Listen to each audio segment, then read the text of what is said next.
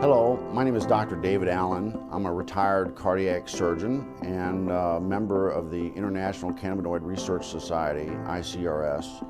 That means I'm a cannabinoid research scientist. And I'm here to tell you about the discovery of the endocannabinoid system, the ECS, and the significance and how it will change medicine. And we discovered the endocannabinoid system about 30 years ago, and we really didn't understand the significance of its discovery.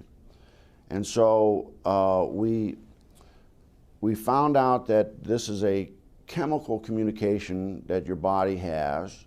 It's not electrical, it's chemical, and it's kind of like the hormone systems that people are familiar with. And your body makes these cannabinoids. They're endogenous, so they're endocannabinoids, and they perform some miraculous functions in the body. And we're just learning the significance of these functions. And basically, the endocannabinoid system is responsible for homeostasis. Most people don't understand what that really means, but it's the body's ability to maintain itself and function in the proper environment. And so it's critically important that that doctors in the future understand this control mechanism. And we're finding out that that manipulation of this endocannabinoid system will control diabetes. It controls cancer. It controls whether you can survive a heart attack or stroke. And so this is critically important for doctors to understand this new science.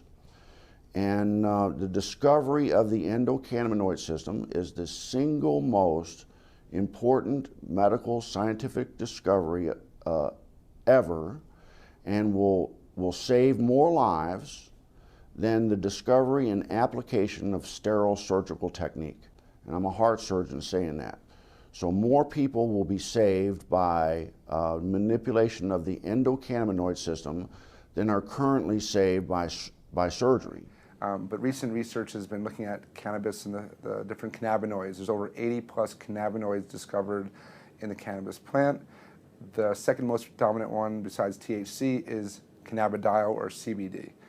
And the research now is over 1,200 peer-reviewed journals on CBD. It's probably the most exciting and researched ingredient or substance right now around the world. Mm-hmm.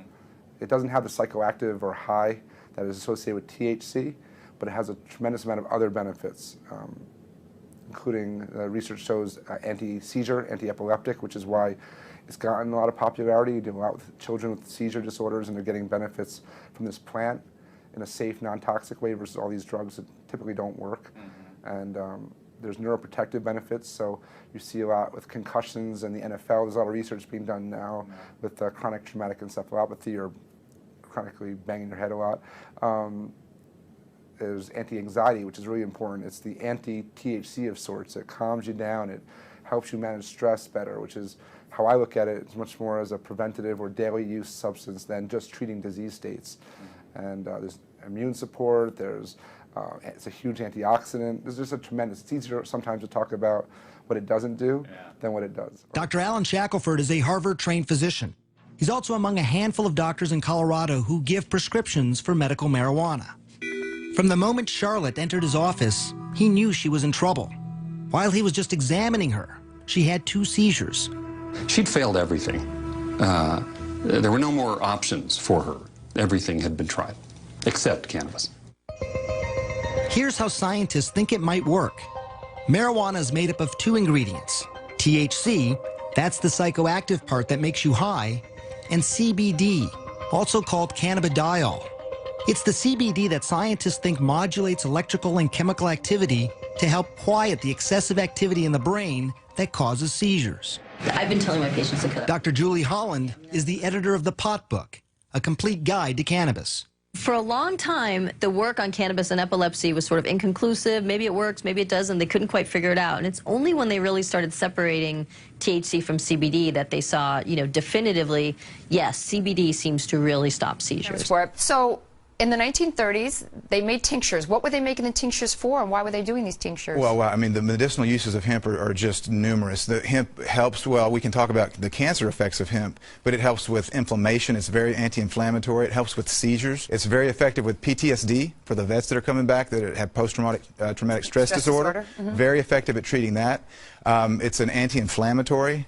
But then the uses of hemp for cancer, what I've studied, because of my book, Cancer Step Outside the Box, and the number of cancers, there's about a dozen different cancers that have been studied in depth with medicinal marijuana, with hemp. And so the studies, from brain cancer to prostate cancer to pancreatic cancer, uterine cancer, cervical cancer, prostate cancer, it's amazing. Okay, so what is in hemp that it's this THC, correct? Well, there's chemicals that are called cannabinoids. Right. THC is short for delta-9 tetrahydrocannabinol. I'm glad you said it because I couldn't. That's the only time I'll get it right. I'm glad I got it right.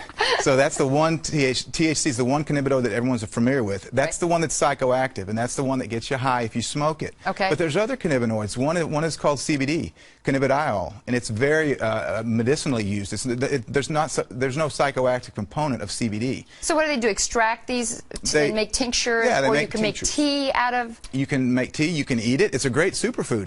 You're into raw. A lot of people use raw hemp in their superfoods. Well, do you get high off of hemp if you eat it as a superfood? No, well, or just the seeds. You've got to heat the THC to make it become psychoactive. So people that eat the plant, they put in a smoothie.